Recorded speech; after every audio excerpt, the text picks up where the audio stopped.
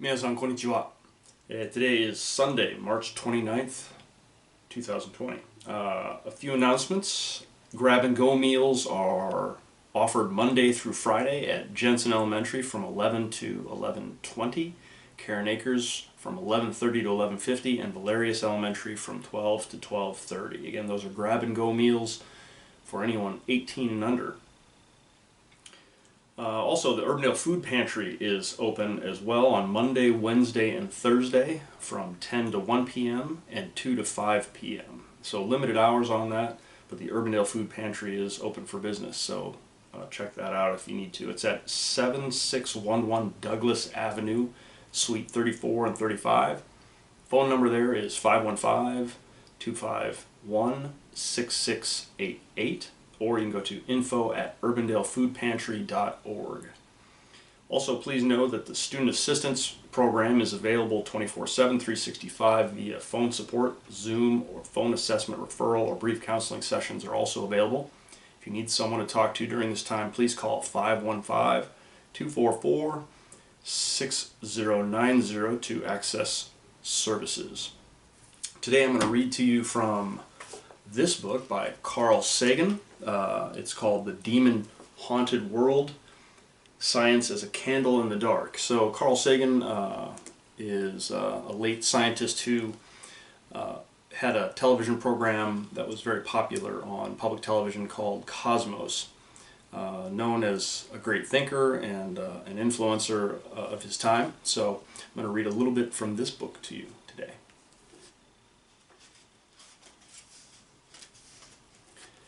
Even at its best, pre-modern medical practice did not save many. Queen Anne was the last Stuart monarch of Great Britain. In the last 17 years of the 17th century, she was pregnant 18 times. Only 5 children were born alive. Only one of them survived infancy. He died before reaching adulthood and before her coronation in 1702. There seems to be no evidence of some genetic disorder. She had the best medical care money could buy.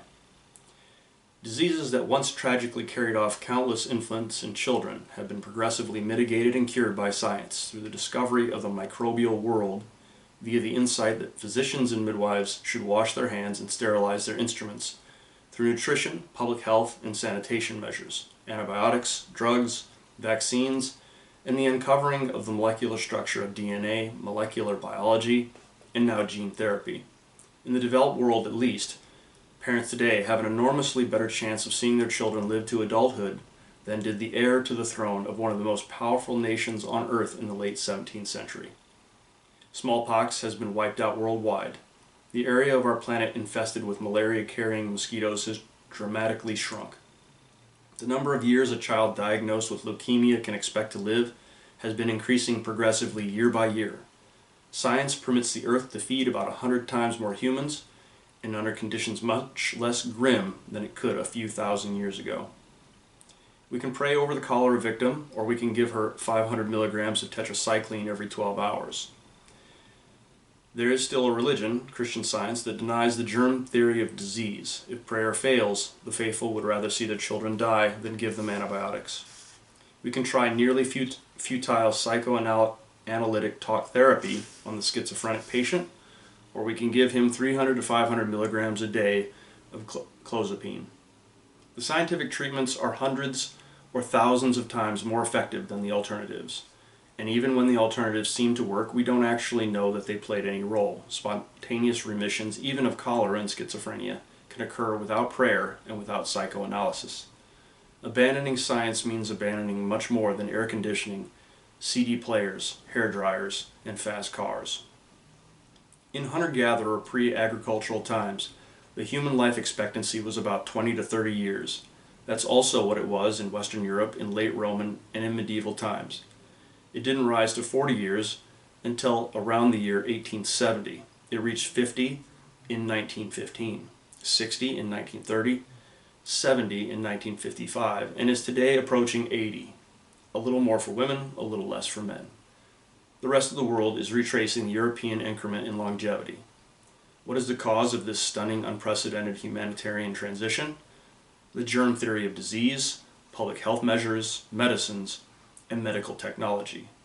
Longevity is perhaps the best single measure of the physical quality of life. If you're dead, there's little you can do to be happy. This is a precious offering from science to humanity, nothing less than the gift of life. But microorganisms mutate. New diseases spread like wildfire. There's a constant battle between microbial measures and human countermeasures. We keep pace in this competition not just by designing new drugs and treatments, but by penetrating progressively more deeply towards an understanding of the nature of life, basic research.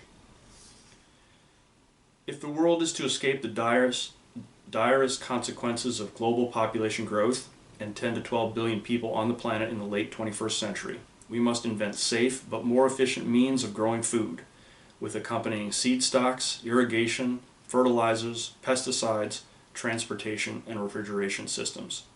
It will also take widely available and acceptable contraception, significant steps towards political equality of women, and improvements in the standards of living of the poorest people. How can all this be accomplished without science and technology? I know that science and technology are not just cornucopias pouring gifts out into the world. Scientists not only conceived nuclear weapons, they also took political leaders by the lapels, arguing that their nation, whichever it happened to be, had to have one first. Then they manufactured over 60,000 of them. During the Cold War, scientists in the United States, the Soviet Union, China, and other nations were willing to expose their own fellow citizens to radiation, in most cases without their knowledge, to prepare for nuclear war. Physicians in Tuskegee, Alabama misled a group of veterans into thinking they were receiving medical treatment for their syphilis when they were the untreated controls. The atrocious cruelties of Nazi doctors are well known. Our technology has produced thalidomide, CFCs, Agent Orange, nerve gas, pollution of air and water, species extinctions, and industries so powerful they can ruin the climate of the planet. Roughly half the scientists on Earth work at least part-time for the military.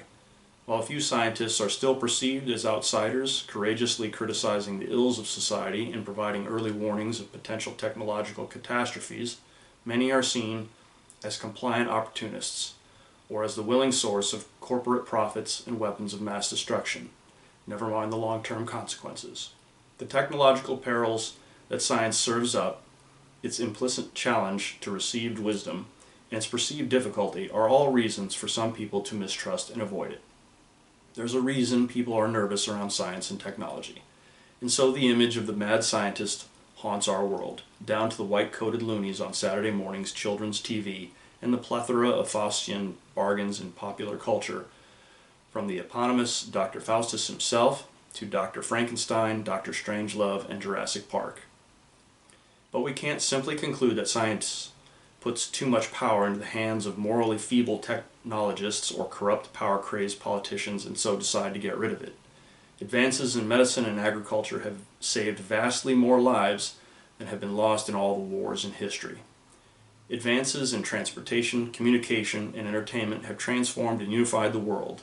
In opinion poll after opinion poll, science is rated among the most admired and trusted occupations, despite the misgivings. The sword of science is double-edged.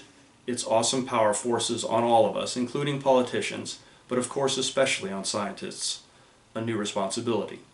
More attention to the long-term consequences of technology, a global and transgenerational perspective, an incentive to avoid easy appeals to nationalism and chauvinism.